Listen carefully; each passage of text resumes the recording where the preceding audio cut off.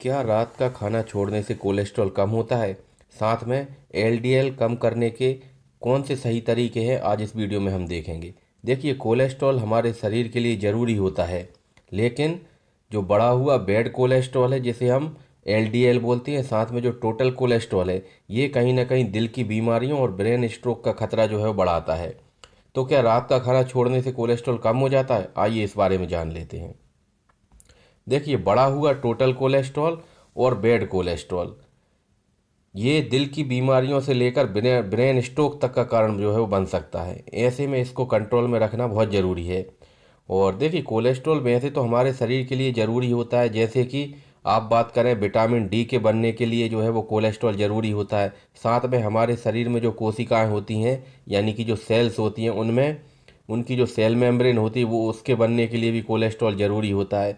ऐसे में कोलेस्ट्रॉल ज़रूरी तो होता है, लेकिन जो टोटल कोलेस्ट्रॉल जब बढ़ा हुआ हो जाता है बहुत ज़्यादा, साथ में एक बैड कोलेस्ट्रॉल जिसे हम एलडीएल कोलेस्ट्रॉल बोलते हैं, वो जब ज़्यादा हो जाता है तो ये कहीं ना कहीं हमारी जो आर्टरीज होती हैं हार्ट के अंदर, ब्रेन के अंदर, उनमें डिपॉजिट होने लगता है और इस वजह से हार्ट अटैक या फिर ब्रेन स्ट्रोक का कारण बन सकता है। तो इसे कंट्रोल में करना बहुत ज़रूरी होता है और इसके लिए अलग अलग तरह के जो है वो उपाय अपनाए जाते हैं। इनमें से कई लोग जो है वो एक कॉमन सा उपाय अपनाने लगते हैं, अपने मन से ही अपनाने लगते हैं। और वो क्या है कि आप जो है वो रात का खाना जो है वो बिल्कुल छोड़ देते हैं। तो क्योंकि उनमें से बहुत से लोगों का ये मानना होता है कि अगर हम डिनर स्किप कर देंगे तो हमारा वजन भी तेज़ी से घटेगा और कोलेस्ट्रॉल भी कम हो जाएगा। लेकिन इसमें सच्चाई कितनी है, पूरा डिटेल में देख लेते हैं। पहले तो कोलेस्ट्रॉल जो है वो शरीर के लिए ज़रूरी होता है, ये हम भी जानते हैं। लेकिन जब बैड और टोटल कोलेस्ट्रॉल दोनों बहुत ज़्यादा बढ़ जाते हैं तो ये खतरनाक स्थिति हो सकती है।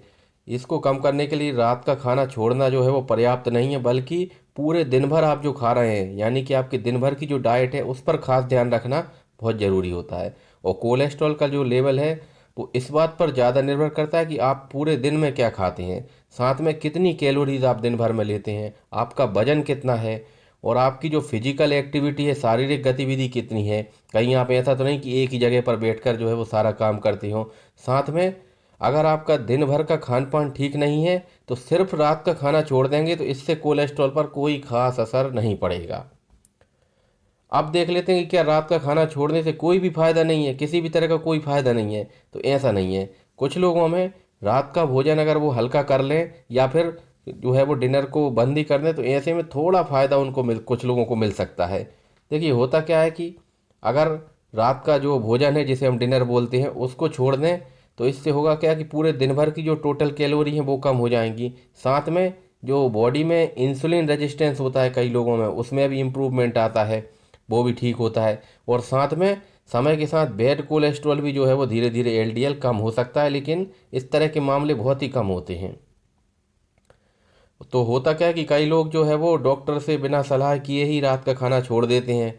ये सोचते हैं कि इससे हमारा वजन भी कम हो जाएगा, कोलेस्ट्रॉल भी कम हो जाएगा। तो ऐसा बिल्कुल भी नहीं करना चाहिए, क्योंकि होता क्या है कि रात में अब चूंकि आप रात का जो है वो खाना खा नहीं रहे हैं, लेकिन आपको रात में तेज़ भूख लगेगी, फिर भी आप नहीं खा रहे हैं, तो होगा क्या कि अगले दिन आप जो है वो ज़रूरत से ज़्यादा खाना खा लेंगे और इससे तो आपका कोलेस्ट्रॉल भी और तेज़ी से जो है वो बढ़ने का रिस्क हो जाएगा, क्योंकि आप फिर अगले दिन जो है वो ज़रूरत से ज़्यादा खाना खा लेंगे। तो इसलिए, और दूसरा दिक्कत क्या होता है कि रात का खाना अगर आप छोड़ेंगे तो आपके शरीर में जो ज़रूरी पोषक तत्व हैं, विटामिन हैं, मिनरल्स हैं, उनकी भी कमी हो सकती है। तो ऐसे में रात का खाना तभी छोड़ें जब डॉक्टर ने पर्टिकुलरली आपसे ऐसा करने को कहा हो। अब देख लेते हैं कि कोलेस्ट्रॉल कम करने के लिए हम क्या कर सकते हैं। तो सबसे ज़रूरी है कि आपको इस चीज़ पर ध्यान रखना है कि आपने पूरे दिन क्या खाया है, उसका जो है वो विशेष तौर पे ध्यान रखें और उसको जो है वो आपकी जो डाइट है उसको कंट्रोल रखना बहुत ज़रूरी है।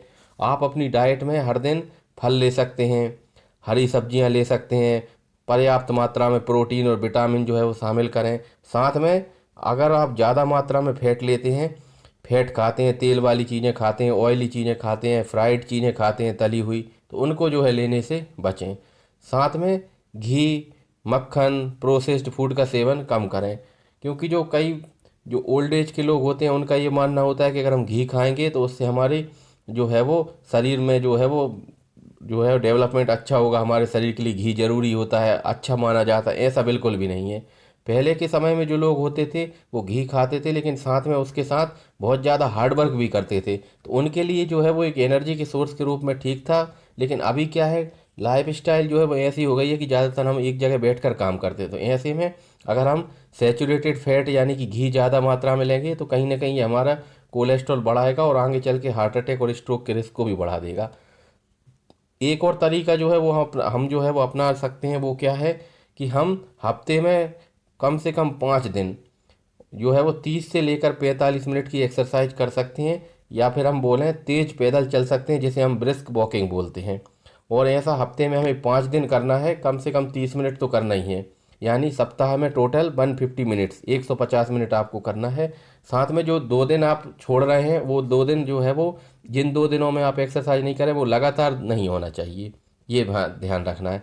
साथ में फिर भी आपका कोलेस्ट्रॉल कम नहीं हो रहा है तो आप जो है वो दवा लेना चाहते हैं, तो कोई भी दवा लेने से पहले डॉक्टर से सलाह कर ले लें, ताकि वो जो है आपको पर्याप्त मात्रा में डोज दें। अपने मन से जो है वो बिना जो है सोचे समझे कोई भी दवाई ना लेने लगे, क्योंकि इसके कई तरह के साइड इफ़ेक्ट्स भी होते हैं।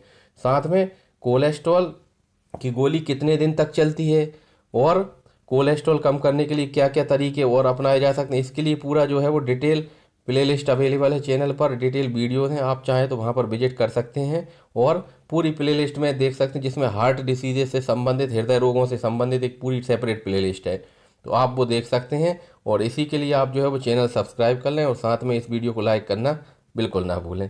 Thank you so much.